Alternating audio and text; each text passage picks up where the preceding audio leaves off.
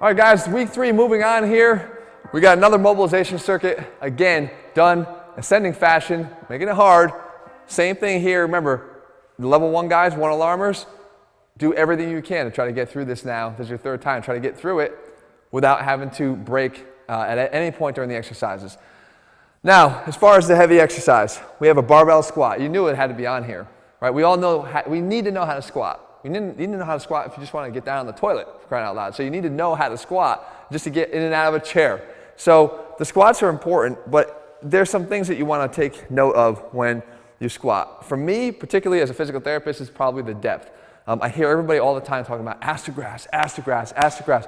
Ass to grass is one of the most abused versions of the squat that there is out there. People are going ass to grass that have no business and no mobility available to them to do so. And what you're doing is a lot more damage by doing that. So what I say is, let's pick up the bar, let's get in position so I can show you. Again, here, this is an example of do as I say and not as I do, because I gotta get this thing back here on my shoulders. Now that's behind here, and you didn't see me do an overhead press behind my head. What we wanna do is, you wanna try to get your chest out, okay? I prefer more of a high bar squat, meaning I carry it a little bit higher up on my traps as opposed to low. And that means I'm gonna be a little bit more vertical here.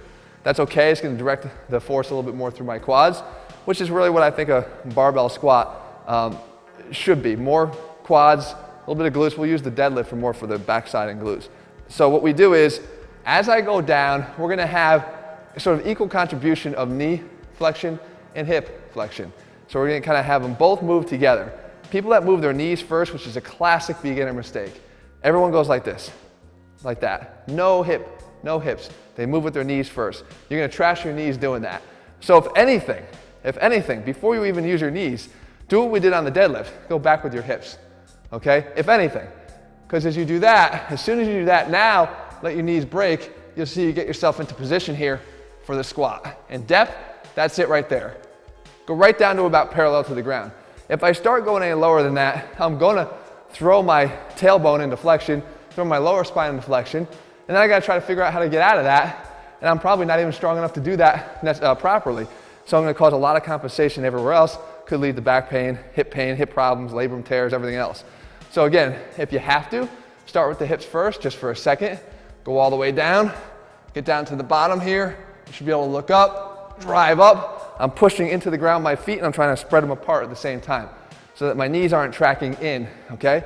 So I'm down here, straight down, look up, drive up, squeeze my feet out, squeeze my ass in as I get there.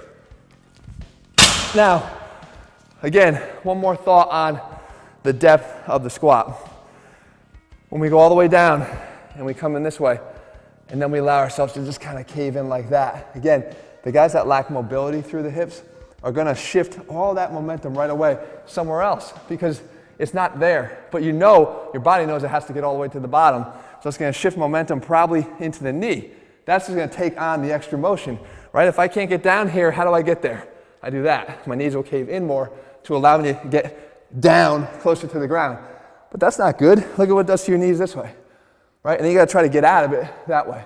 So avoid that. Go down to your parallel or a touch below parallel and leave it at that. I promise you, you're still gonna get the gains you wanna see without jeopardizing every joint in your body in the process. Nice job, guys. You got your work cut out for you here. We move on here. We've got one more fire drill tomorrow.